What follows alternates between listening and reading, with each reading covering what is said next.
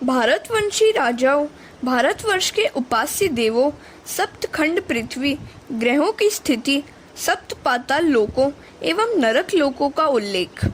भरत जी ने प्रथम राजर्षि को दिव्य तत्वज्ञान का उपदेश दिया और फिर भवाटवी का वर्णन किया। आत्मा का विवेक रूपी धन एक एक इंद्रिय लूट लेती है। कोई संत मिलने पर संसार रूपी वन में से बाहर निकालते हैं। संसार में अकेले कभी मत घूमो। किसी संत का, सद्गुरु का आसरा लोगे तो संसार रूपी वन से बाहर निकल सकोगे। माया के कारण जीव सुख की आशा में इस संसार रूपी वन में भटकता है, किंतु उसे सच्चा सुख नहीं मिल पाता। जिस जीव का नेता बुद्धि असावधान और अपात्र है, उसे 6 लुटेरे इंद्रियां लूट लेते हैं। उसका धर्म रूपी धन लूट जाता है। बड़ी सी टोली में से प्रवादी भेड़ को जिस प्रकार भेड़िया खींच ले जाता है, उसी प्रकार जीव संघ के प्रवादी मनुष्य को श्रृगाल आदि स्त्री संतान खींच ले जाते हैं। यह वन संसार बेलों और जालों से, गृहस्थाश्रम से व्याप्त है।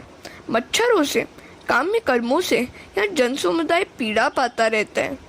उस वन में जीव समुदाय उसे जब तृषा सताती है तो वह मृगजल की, निष्फल विषयों की दौड़ता रहता है। कई बार निर्जला नदी की, दुग्धमयी मार्ग की ओर दौड़ता है। कभी जल पा जाता है तो वन के यक्ष राजा उसका प्राण धन हर लेते हैं। चलते चलते उसके पाँव कांटों कंकड़ों से, कई प्रकार के संकटों से भींज जाते हैं। इस संघ के मनुष्य को कभी कभी सर्प निद्रा काटता है, अतः वह शव सा हो जाता है। कभी उन्हें हिंसक पशु दुर्जन काटते हैं। कभी अंध विवेक भ्रष्ट बनकर वह अंधेरे में कुएं में गिरकर दुखी होता है। इसके अलावा यह जनसंघ इस जंगल में लता की शाखाओं का, नारी की कोमल भुजाओं का आसरा लेकर वहीं अस्पष्ट किंतु मधुर मधुर शब्द करते पंछियों की, नारी की गोद में खेलते हुए नन्हे बच्चों की इच्छा करता है। सिंहों की टोलियों से, कालचक्र से उत्पन्न होने वाली जरा मृत्यु से वह त्रास पाता है। वृक्षों के तले, घर बार में वह खेलना चाहता है। कभी कभी पर्वत की गुफाओं में, रोग आदि दुखों में जाकर वहां बसे हुए हाथी से, मृत्यु से वह भयभीत होता है। जीवात्मा कभी सुखी होती है तो कभी दुखी। जीव जब भगवान के चरणों का आश्रय ग्रहण करता है तभी कृतार्थ होता है। संक्षिप्त शब्दों में कहे तो यह संसार मार्ग दारुण, दुर्गम और भयंकर है। मन को विषयासक्त किए बिना श्री हरि की सेवा से तीक्ष्ण बनी हुई ज्ञान कृपाण को लेकर इस संसार वन के उस ओर पहुंच जाओ। भरत जी ने प्रथम शिक्षा दी और फिर दी दीक्षा। भागवत आश्रय का आश्रय लेने वाला कृतार्थ हो जाता है। भरत जी ने प्रभु का ध्यान करते हुए शरीर त्याग किया। इसके आगे भरतवंशी राजाओं का वर्णन है। इसके बाद आता है भारतवर्ष के उपास्य देवों और उपासक भक्तों का वर्णन। हरे कृष्ण। भगवान नरसिंह के भक्त जिन मंत्रों का जाप करते हैं, उसका अर्थ यहाँ दिया गया है।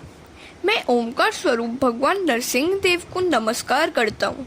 हे देव, आप अग्नि आदि तेजों के भी तेज हैं, आपको नमस्कार है। हे वज्रनक्ष, वज्र सी डाढ़ वाले, आप हमारे समक्ष प्रकट हों। हमारी काम वासनाओं को जला दीजिए, हमारे अज्ञान रूप अंधकार को नष्ट करें। हमारे अंतःकरण में अभेदान देते हुए प्रकाशित होइए। यह है नरसिंह भगवान के मंत्रों का अर्थ। इस मंत्र का जप करते करते श्रीधर स्वामी को वैराग्य हुआ था। भागवत में मानव शरीर की कई स्थानों पर निंदा की गई है। मानव शरीर की स्तुति केवल 5वें स्कंद में है और वह भी देवों के द्वारा की गई है। मानव शरीर मुकुंद की सेवा करने के लिए है। यदि मानव शुभ संकल्प करे तो वह नर से नारायण हो सकता है।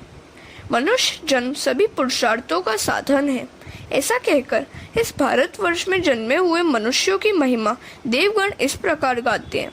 अहो, इस भारतवर्ष के मनुष्यों ने कौन से पुण्य किए होंगे, अथवा क्या श्रीहरि उन पर स्वयं प्रसन्न हुए होंगे कि इन्होंने भगवान की सेवा के योग्य मनुष्य जन्म इस भारतवर्ष में पाया है। यह मनुष्य जन्म श्री हरि की सेवा करने के लिए उपयोगी होने के कारण हम भी इसकी इच्छा करते हैं।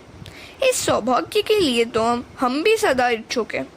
इसके बाद आता है भौगोलिक वर्णन। इस खंड में पृथ्वी के 7 खंडों का वर्णन किया गया है।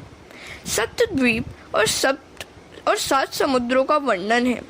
भरत खंड के स्वामी हैं देवनारायण। भरत खंड कर्म भूमि है, अन्य खंड भोग भूमि है। भरत खंड में जन्म प्राप्त करने की इच्छा तो देवों को भी होती है। शरीर की भागवत में स्तुति भी की गई है और निंदा भी। इस मानव शरीर से भगवत सेवा, मुकुंद सेवा हो सकती है। इस स्कंद में ग्रहों की स्थिति का भी वर्णन किया गया है। इसी स्कंद में 7 पातालों का प्रतिपादन किया गया है। इन पातालों के नीचे है शेष नारायण। राजा ने पूछा, नरक लोक कहाँ है? सुखदेव जी कहते हैं, राजन, यह नरक लोक दक्षिण दिशा में है। नरक अनेक प्रकार के हैं। चोर तामिस्र नामक नरक में जाता है और व्यभिचारी अंध तामिस्र नामक नरक में। जितने पाप हैं उतने ही नरक हैं। कौन से पाप के कारण कौन से नरक में जाना पड़ता है, उसका क्रमबद्ध वर्णन इस स्कंद में किया गया है। इस प्रकार हजारों नरक और यमलोक हैं, ऐसा बताकर स्कंद समाप्त किया गया। पंचम स्कंद समाप्त। हरे कृष्णा।